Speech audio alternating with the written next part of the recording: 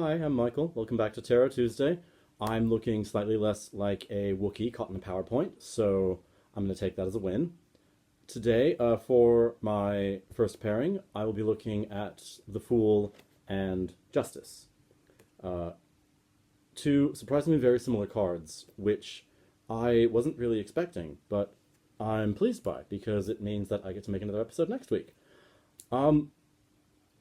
Starting with the Fool very quickly.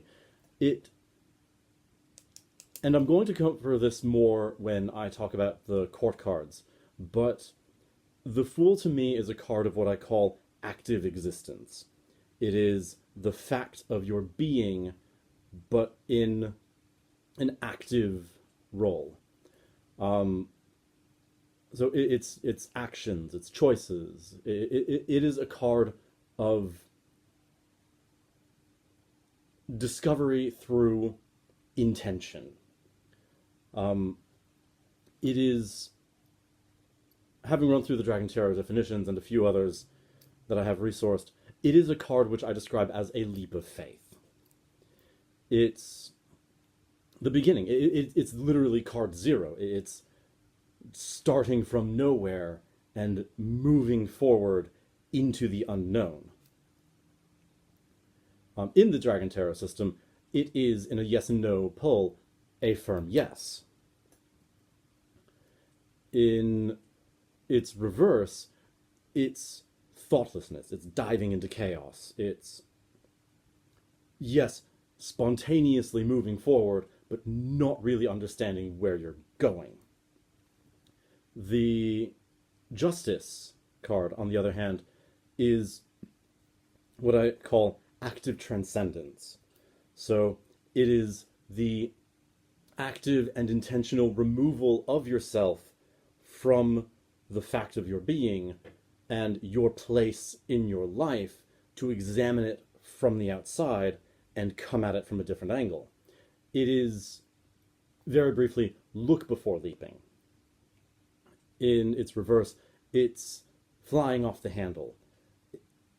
These are actions and thoughts and words made carelessly and, though intentionally, not aware of the consequences.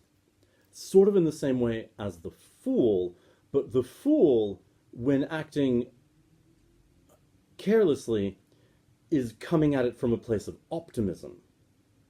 It's careless not because it has weighed all the options, but because the Fool doesn't know. Now,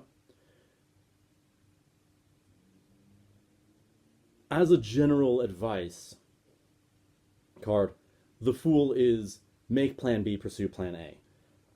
Justice is read twice, sign once, implying that there is no plan B in that scenario. And in a yes-no reading in the Dragon system, it is a no. It is a stop, think about what you're doing, consider all of the options. The Fool doesn't consider the options. The Fool sees the possibilities. It is what can be versus what will likely be. Where they are in parallel to me, and as far as I can see, is as one is reversed, the other one becomes an almost direct correlation. The Fool reversed is don't move forward, you don't know where you're heading. Justice upright is don't move forward until you know where you're heading. The Fool is rooted in the world that the reader or the subject is in, but justice exists outside of that sphere, and that, to me, is where the perpendicular lies. They are almost going in the same direction, when one is reversed anyway, but broadly, they exist on different planes. The Fool existing in the physical realm, almost, where justice is existing in a theoretical realm. It's literalism versus abstractism. I know abstractism isn't a word, just I needed the rhyming. But as it stands, I look at a fool upright and justice reversed as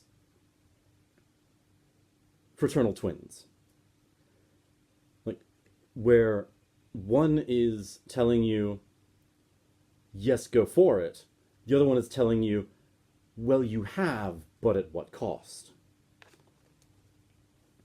Which means, so far what I'm noticing is there is parallelism in inversion, where if one is reversed, they are running side by side.